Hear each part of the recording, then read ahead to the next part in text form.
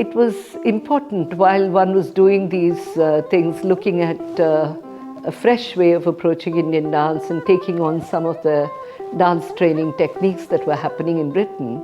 It was equally important to foster the traditional route. So 1986, 87 found me working with my colleague Unni Krishnan, who's now working overseas in Dubai. He and I both started work with this center, which we named Mudralaya. And the classes used to be at St. Barnabas Church on Browning Road. And there were certain times when the classes had to expand, and then they would be at the Trinity Center, quite close to the East Ham station. So this regular class was our mainstay, and at one point of time, we had put up more than 100 children for performance.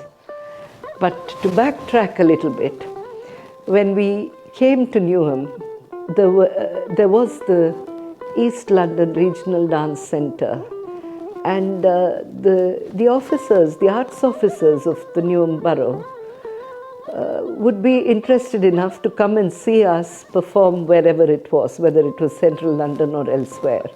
And they actually tried to facilitate, to give us a permanent space of our own. This was proposed to be on the library on the top floor of the library in Forest Gate. And no one had allowed for the fact that when you stamp and you do Tayya Tay in Bharathanatyam, which is the first step, the people who were at the library to read books could feel that there was an earthquake happening. Unni Krishnan and I had two different realms of activity.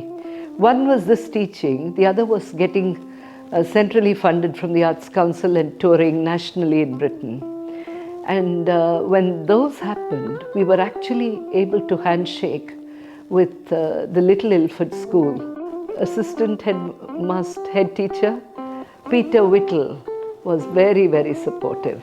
He had had us in for a few drama workshops, and he was able to handshake for us to be resident in the school during the holidays and conduct our rehearsals. Because at one point there was funding from the London Borough's grant scheme to take storytelling workshops into schools. And I also remember doing storytelling, including dance workshops through the libraries in Newham. So when we started in October 86, at that time there were a few other classes in Newham. One was the Narayana Guru class. Then there was Shanta or Annapurni teacher, as they used to call her. A lot of London school students used to go to her. There was another teacher at Plashet School who also, I think, taught at the temple, Murugan temple. That would be Padmini Gunasheelan. Prakash, he had a good day from the Bhavan, used to come once a week to Barking Road to take a class. And there was a dancer called Vijayambika Indrakumar, who was running her own classes in East Ham. So there were all these classes. And I also think yoga classes have sprung up everywhere, and that's made a difference to people's attitude to Bharatanatyam or other forms. Because earlier it used to be something that you can't really understand.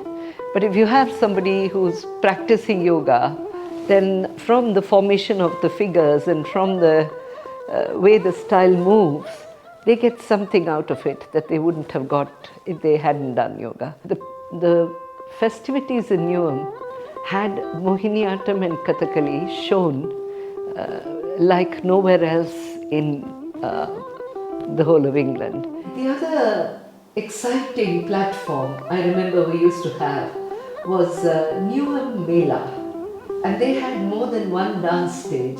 So from our child performers to some group folk dances to the classical performance. We could share all that with the general public, and that was something that as artists we felt gratified that we could share the art with the local people.